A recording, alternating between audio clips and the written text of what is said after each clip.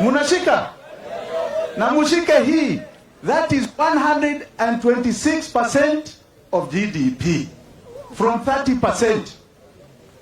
Yani, when you earn 100 shillings, of every 100 shillings we earn 126 shillings. We owe another 26. Mumeshika? Mumeshika? And we have only grown the economy by 66%. We have only grown the KRA revenue, by 66%. GDP by 30%.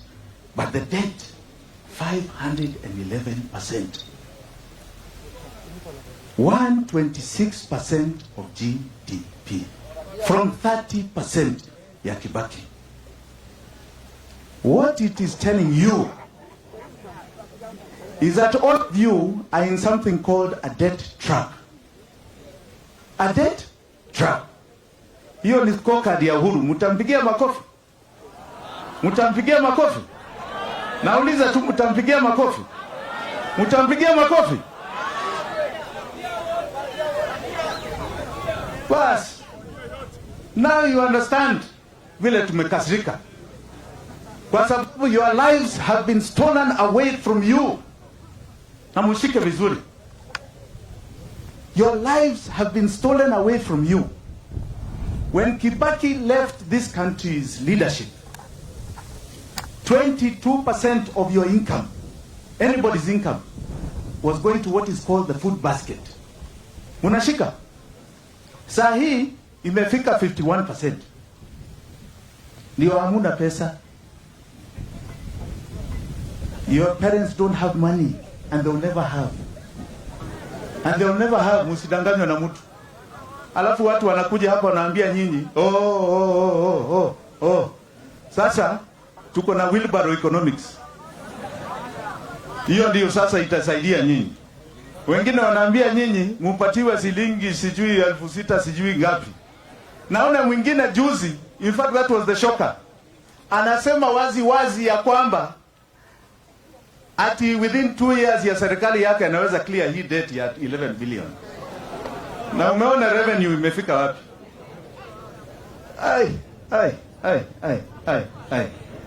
Mumedanganywa ya kutosha. Tufagie hao wote. Tufagie. Hatuwezi fagia bila nyinyi kuchukua kura.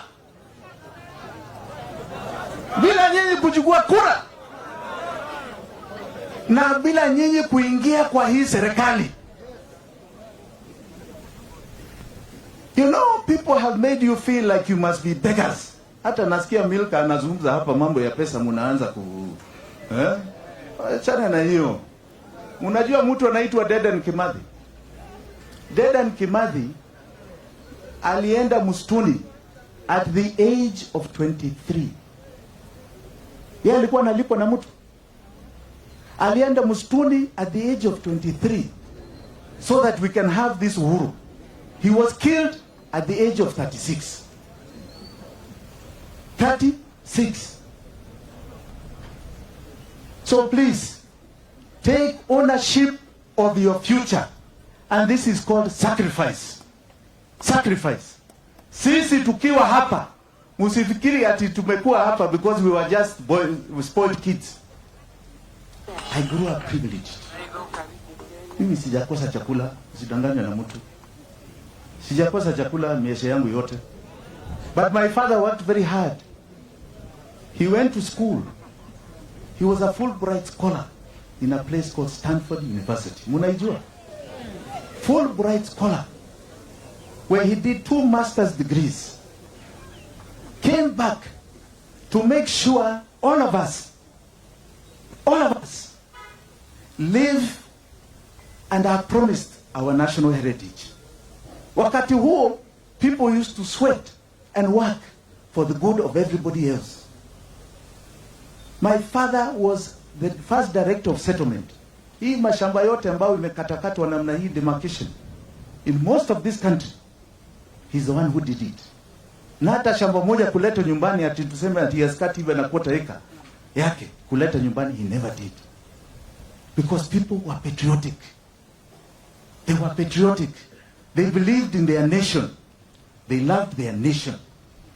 And they believed the future is for everybody to have something that they can build on. That is the heritage and the background some of us grew up in. So from school, we came back here to find kuna mubeberu Mwafrika ambao anakalia wa Kenya. Anatuambia one party rule. Anasema all money must come to him first. All interests are his. And if you have a voice, it must be shut immediately. If you have an idea, it must be closed off immediately. Wakati huo, you people, you don't know.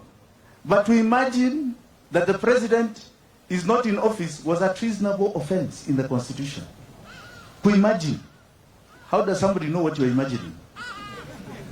Uliza hiyo, wanapima namna gani? And they fixed us. But there were men like my friend Raila Odinga. There were men like Kenneth Stanley Jino Matiba who stood up and said, no more. So walisema no more. And at great expense to their lives. Ken Matiba, 4 days before the man was arrested, we had breakfast at this Lillian Towers hapa. And I can tell you, those days, unajua sasa NIS inamfuata na masimu zenu. Sasa wanajua nyinyi wote mko hapa. You just need to do scanning, wanaona all of you are here. Wakati huo, they had to do physical. Mtu anakaangalia namna hii. So they used to follow us in 3-4 cars. To come like 10, 15 people into a room. Kuangalia, to intimidate. We had breakfast 4 days before he was arrested. And I was telling him, unaona hii askari? How well is Moi is going to funga you? He told me, Moi hapana. Unajua we are friends. Tuna urafiki. Na hiyo urafiki haitakubali hiyo chini. Because what am I asking for? Just the democratic space to be open. Kwani how hard is it? How hard is it? 4 days he was picked. Taken to a cell in committee where he had a permanent light. Day in and day out. Matiba was the kind of man. Kimona namna hii, he was always active. Always active. He couldn't stay in one place for more than 30 minutes. Hata hapa angekuja azungumze 30 minutes aondoke kwingine. Another meeting, another meeting. The next time I saw my Uncle Ken, the man could not even know me. It was in Nairobi hospital. He didn't know who I was. He had such a massive stroke.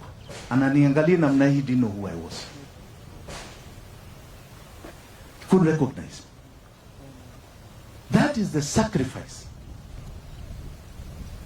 people before you have done. This liberation and revolution we are talking about is yours. Kwani mkiangalia Instagram, kwani ni wazungu tu ambao wanaishi vizuri? Who told you, the children of the sun, that only God has shown on Mzungu land, not here? Nani ameambia nyinyi hivyo? That the life we must live 60 years after independence, that this country must still have mud huts. See, we are still seeing mud huts nyumbani. That piped water is a dream for many.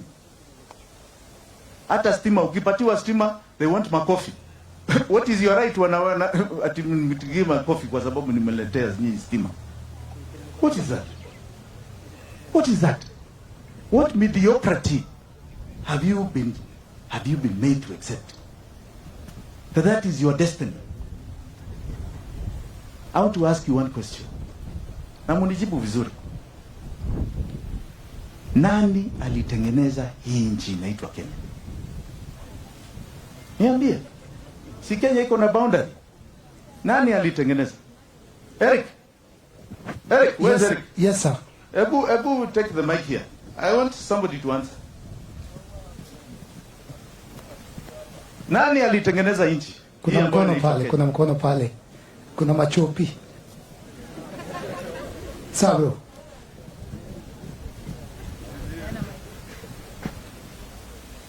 It was drawn out by the British colony. What year? 1960. No. lakini mpigie makofi, amejaribu. Haya, tuendelee. Next person. What year was this map called Kenya drawn? Kuna mkono hapa. Hakuna. And you are half right. There are no ladies. Our forefathers. Our forefathers? Yes. Hapana, hapo umepigwa X. Unajua hata nyinyi hamjui mmotokea wapi? Na nyinyi mmesoma. Which year was... Who drew the map called Kenya and what year? 1920, Kenya became a British colony. Then the current map was constituted. Before that, it was a protectorate.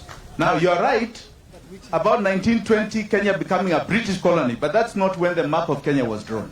Kini you half right. Mpigie makofi. Nani mwingine? Na nyinyi ni watu mmesoma? 1958. 1958? Yes. X, hiyo ni wrong. Come on, guys. Najua ni vile nikisitaki kusema. See, we're having a conversation. Ai. Hata nchi ya mjui ilitengenezwa lini? Come on, guys. That map was drawn by the man called Michael Edihart. It was a British colony. Who drew that map? I don't know the year, but it's the man who drew that map. And the name that Kenya got is from Kenyatta, Kenya. Hapana. Hapo you're wrong. Michael Edihart did the provinces. He did not do the country called Kenya. But you are half right. You are half right. But Kenya was named after Kenyatta. Kenya was named long before Kenyatta. Kenyatta was called Johnston Muigai. Kamau who adopted a name called Kenyatta. Aya, endelea. Come on, you guys. Now you call yourselves Kenyans. Na mujui when you started. Hii ni aibu kubwa. I think aibu kubwa. Sema. The map of Kenya was drawn in 1882. Pigia makofi. Pigia yeye makofi. And where was it drawn? It was in Brussels, I think, when the Europeans were partitioning Africa among themselves.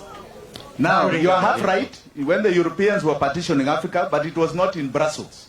Now I want somebody to tell me where it was. Wacheni na Google. Sasa mna Google. Muna Google. Next time muna simu zenu.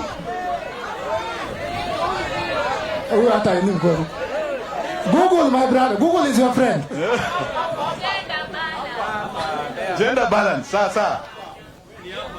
It was drawn in 1882 by a geologist called Joseph Thomson.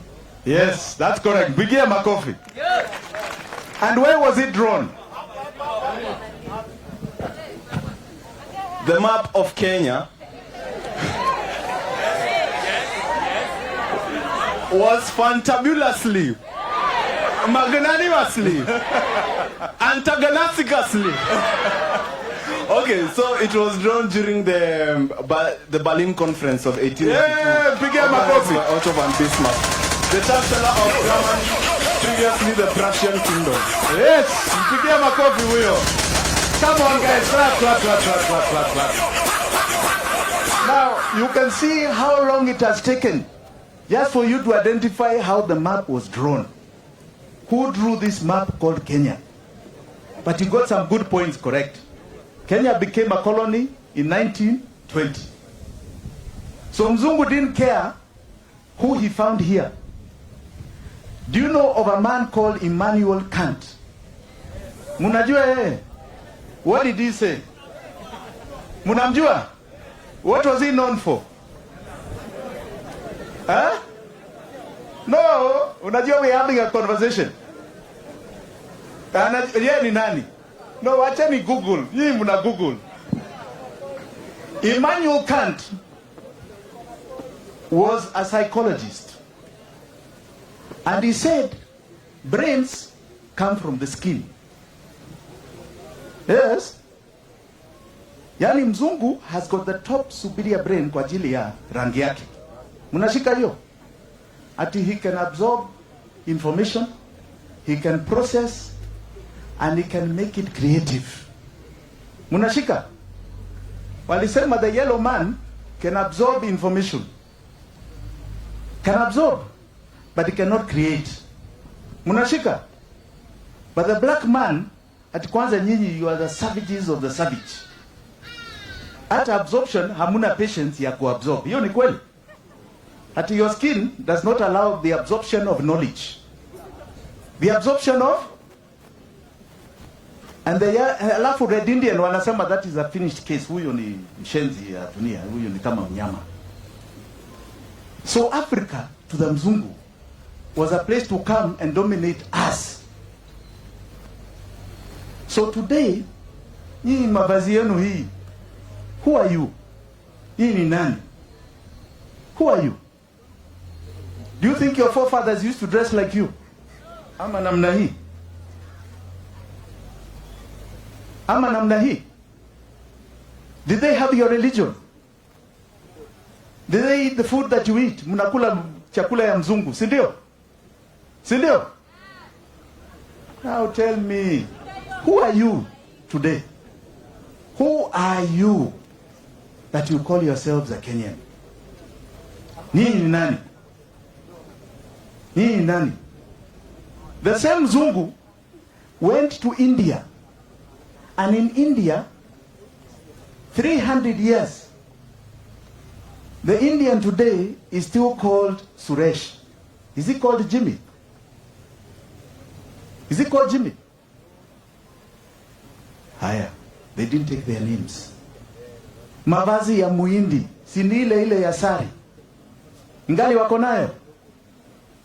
Culture, religion ya Muhindi ingali wako Hindu na zingine. Do they have Christianity there? Munashika? Chakula yao ni gani? Si ni ile iko na pilipili? Iko na pilipili? That is the point. The Indian remained an Indian. Lakini Mwafrika, nyinyi sasa, sisi ni nani? Sisi ni nani? How many of you are on Instagram? How many of you? All of you? Okay, how many of you have got foreign followers?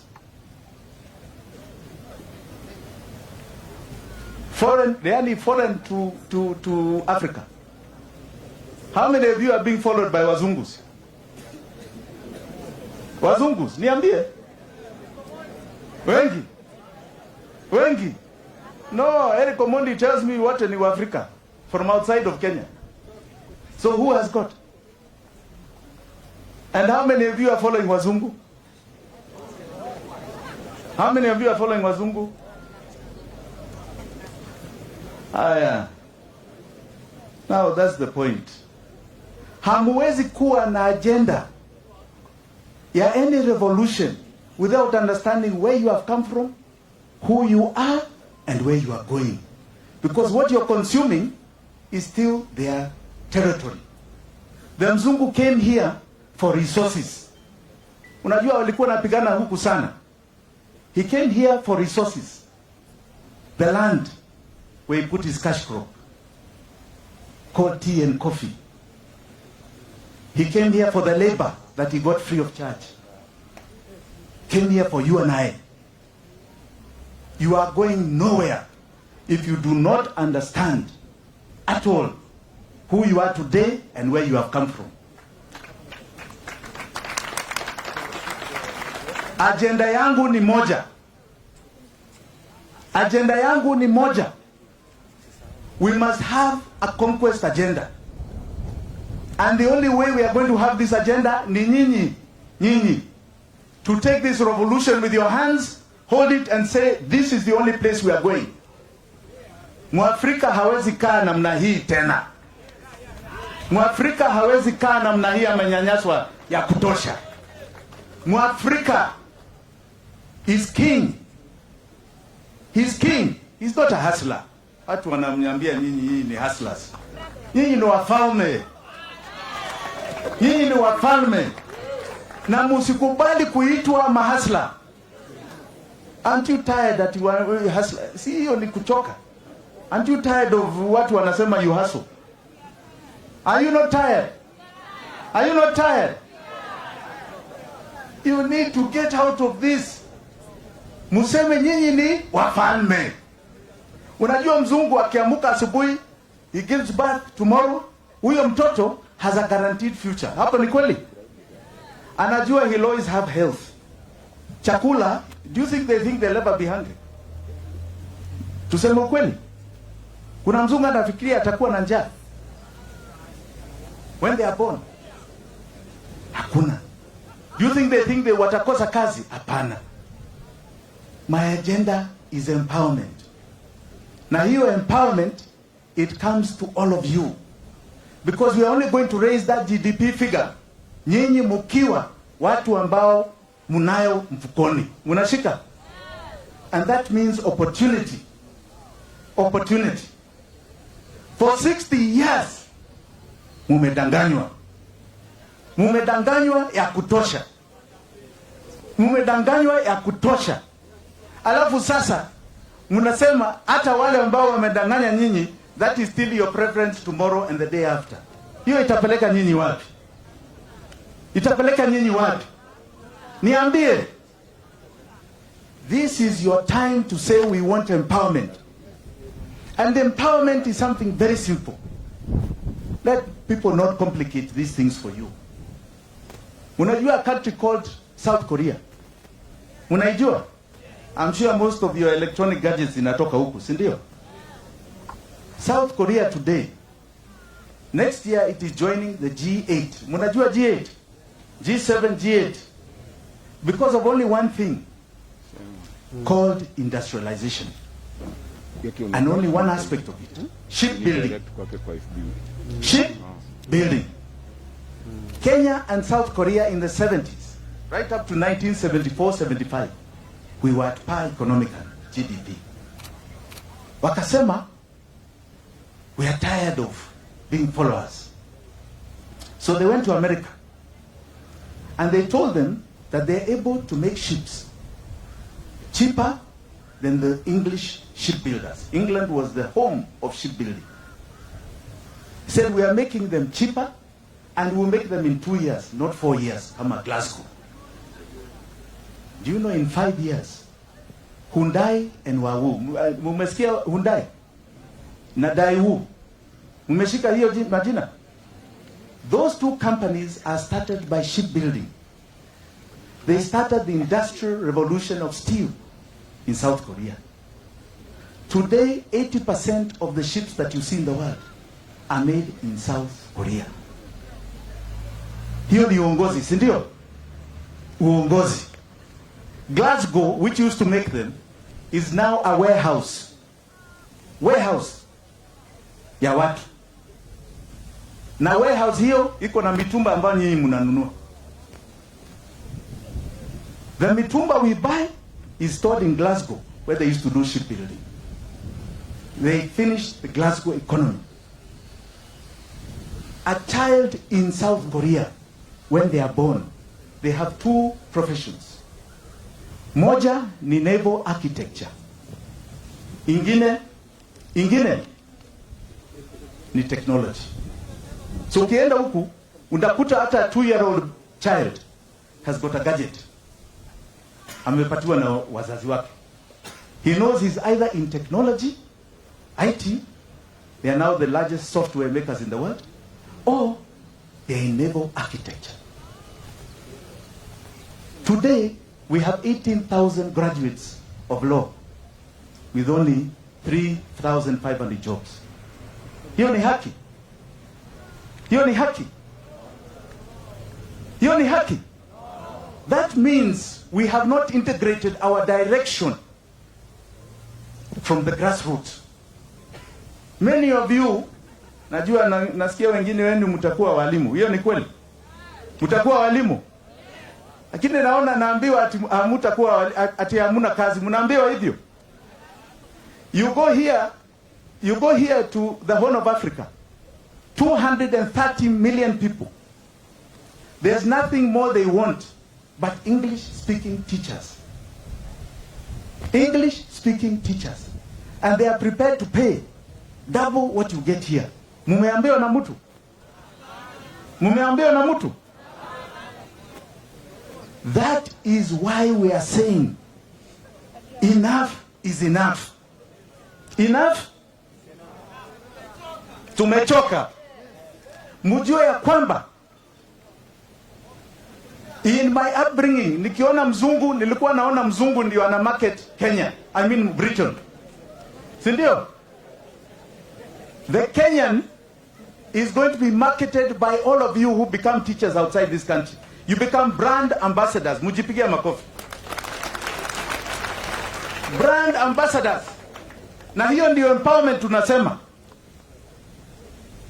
Hiyo ndio empowerment.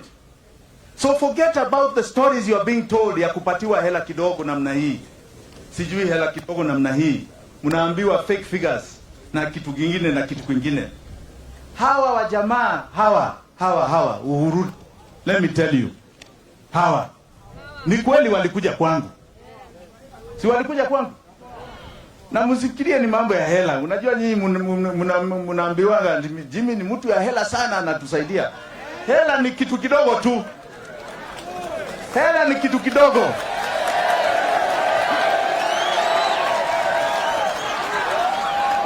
Hela ni kitu kidogo. Ya maana ni kichwa. Mnashika? Ya maana ni kichwa. Tulipiga story, tukapiga story wakasema ai. Sisi tunanyanyaswa na wazungu. Jimmy, tusaidie. Tuwe na nini? Tuwe na dayo, peace in Kenya. Unashika? Nikawashakanika. Si walikamatana? Tukaingia. Hata ule msemo wa digital analog. Ulikuwa nakumbuka hiyo? Digital analog. Choose between digital analog. Simulishika kabisa. Hiyo yote ilikuwa yetu. Hiyo yote. Sasa naona hata rais sasa anasema afadhali analog, hataki digital tena. Si anasema afadhali analog. Unajua analog, tulikuwa kwa mfano, tulikuwa nasema wale wazee ambao wamekuwa hapo, ambao hawajui mambo ya tech waondolewe. Si ndio? Sasa hata rafiki yangu Ruto na rafiki yangu amewachana na digital, anasema wheelbarrow. Now I'm confused. I am confused. What happened? We promised Kenyans a future, especially your generation. Yeah, this is your world. Mutashindana kwa hii dunia and will open up every single door. Ai. Sasa mumesikia madeni ambao mko nayo. Hiyo ni future ama ni burden. Nikasema hawa, unajua tulibishana na hii kitu inaitwa SGR. Mnaijua? Mnaijua SGR? That was my brain in 2008. Nikasema we must start getting into modern rail. Na hiyo rail, we don't need government money. Hawa watu China Road and Bridge, we got them into an exercise, tukafanya feasibility study. Costing ikaja 55 billion. 55 billion. From Mombasa mpaka Malaba border. Unajua wakati huo we were not seeing the need ya kuweka sijui iko juu namna hii, sijui I don't know what. We said we just do it on land. Ukiona watu wanapeleka vitu juu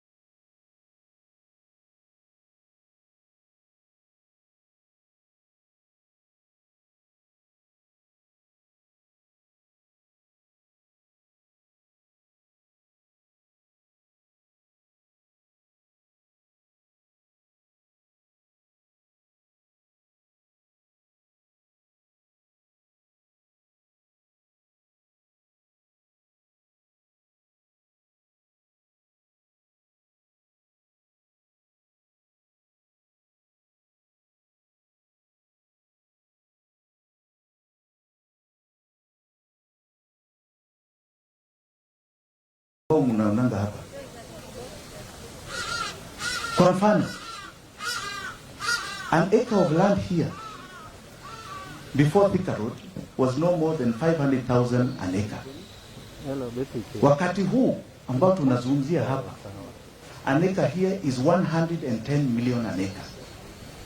Umeshika? It changed the lives of very many people. Ndio unaona hii majengo hii kila mahali.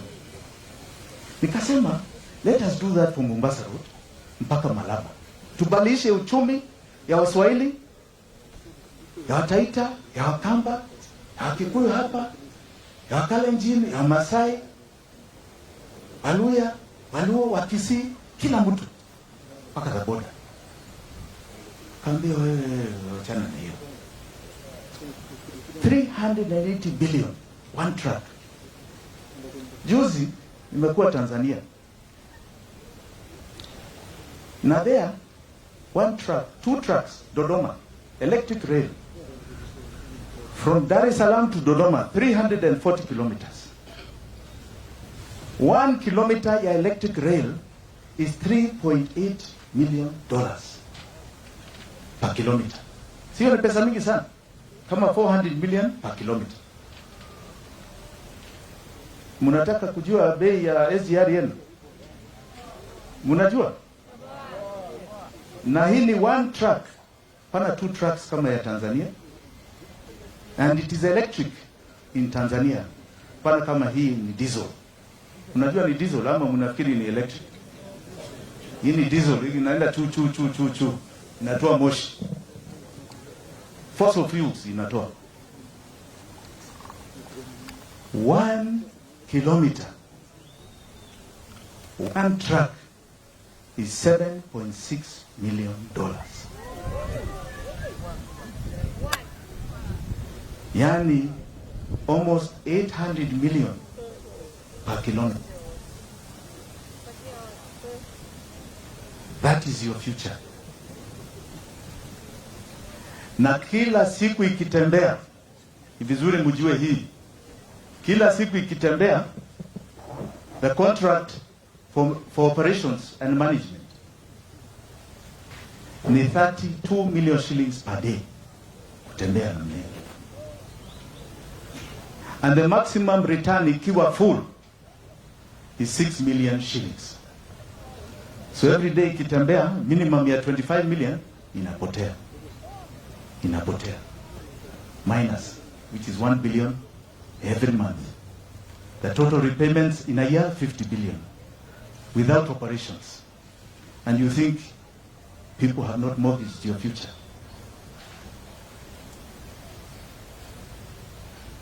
Yani mtu anakaa namna hii, amekula hela 1.7 billion, ameweka kwa mfuko. 1.7 billion dollars. Hapana shilingi. 1.7 billion dollars. That is what has happened here.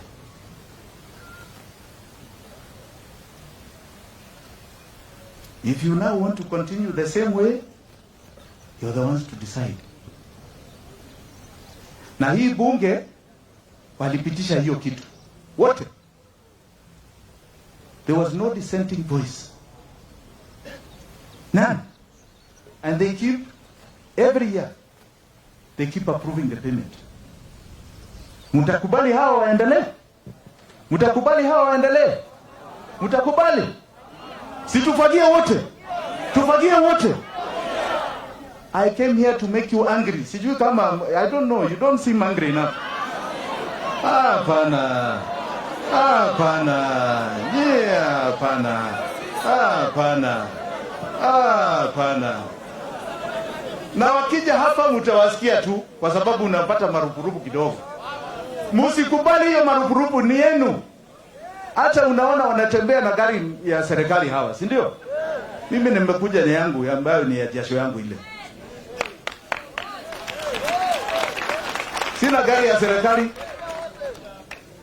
I have no taxpayers anything. I'm a taxpayer. I am probably the only candidate ambao hasikumi na serikali. Hata William Ruto He's deputy president, si ndio? Magari zake ni za serikali. Hao wengine umewaona, si ndio? Zimumewaona? Wanasema ni pension wamepatiwa. Sasa kama umepatiwa pension, si hiyo ni retirement?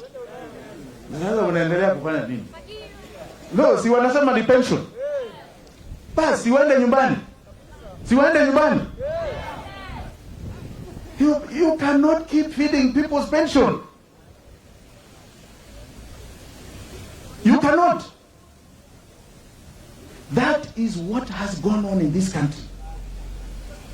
Na nyinyi kama hamushiki hii, mutaangusha hii nchi huku mbele.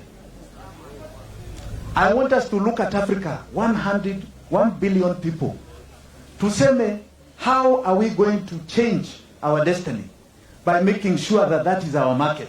Sio ni soko ya 1 billion. Angalia Mchina ukimwona namna hii, you know there are only 1.3 billion English speaking people in the world. But there are 1.4 billion Chinese speaking in the world. Numbers. Na kwa hiyo 1.3 billion English speaking, almost 400 million of those are Chinese. They are the largest English speaking country in the world. Kwa sababu walikuwa na kitu inaitwa conquest agenda. Na nyinyi ambao mnapendaka kusoma, Mao Zedong was the cultural revolution. Alafu kukawa mtu anaitwa Deng. Deng was the economic revolution of China. That is why China today is great. You must procreate. Hii watu 50 million hapa. Wengine nyinyi nasikia hata vijana mutaki kuoa. Hiyo ni kweli? Hamutaki kuoa kwa nini? Ati gharama? Waachani maneno yenu bwana. Unajua Mungu ana baraka yake. Ukipata mtoto unapata baraka. Msidangane na mtu. Ati gharama, wewe ni namna gani? Kitu kibaya Mungu amepatia nyinyi alafu mnakataa kutumia. Nyinyi watu wa aina gani? Bure kabisa nyinyi. Bure kabisa. Ay. During wakati huu wa uhuru, the last 10 years, we have only grown 18%. Wakati wa Kibaki, 35%.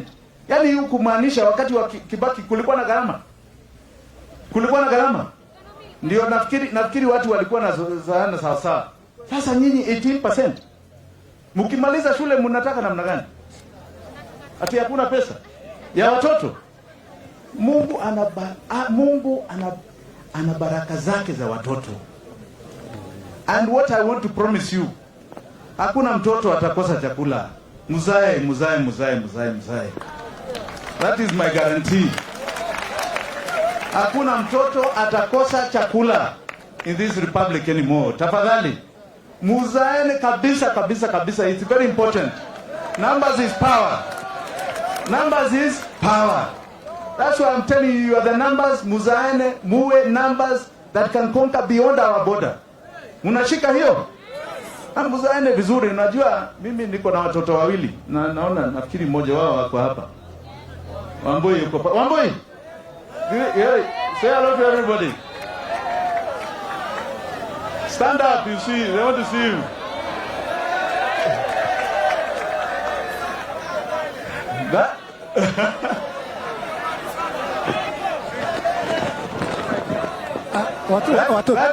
That is my little girl. Huyo ni wamkia. She's still very young. She's in college kama nyinyi. Niko na watoto wawili. Niliambiwa na father mmoja huku Nyeri ati Genesis 1:28. Genesis 1:28 inasema go forth and multiply. Sasa wewe hujaamini mwito wa Mungu. Kasema kwa nini? Multiplication ni kuongeza. Nikasema ndio. Si nimeongeza? Akasema hapana. Wewe umefanya replacement. Umereplace bibi yako na wewe mwenyewe. Umefanya replacement. Yani multiplication ni at least watoto 3. China today walikuwa na 1, wakaenda 2, Sasa wako 3. By 2055 wanasema out of every 4 people Wachina watakuwa 2. Watakuwa Mwafrika moja, mzungu moja. Sasa nyinyi mnatuaibisha. Numbers is power and money. Mnakubali hiyo? Mnakubali? Bas, tueneze hiyo mwenendo, na tafadhali adhere to the word of God. Okay? Tumekubaliana? Haya. And they must practice democracy. Na wakicheza, hata rafiki yangu, na unajua ni rafiki yangu for many years, nilijuana na Raila Odinga 1991 nikiwa mdogo namna hii kama nyinyi, ni rafiki yangu, lakini hii mwenendo si mchezo. The people must decide. Si mambo ya kompyuta hapa, sijui delegates kwa kona huku, sijui nini vifaranga. Hapana. The people must decide. And what happens at the national level, itaenda mpaka chini to the MCAs. Itakuwa shida. This party will either grow in democracy ama itavunjika. Mkiangalia namna hii itavunjika. Ford Kenya ilikataa demokrasia in 1994-95. Imekaa huku Bungoma. KANU ilikataa demokrasia, wakaleta Kisirani hapa Kasarani. In 2002 ikabaki na Moi, singali iko na Moi sasa. Haya basi, ODM tunasema please, mkikataa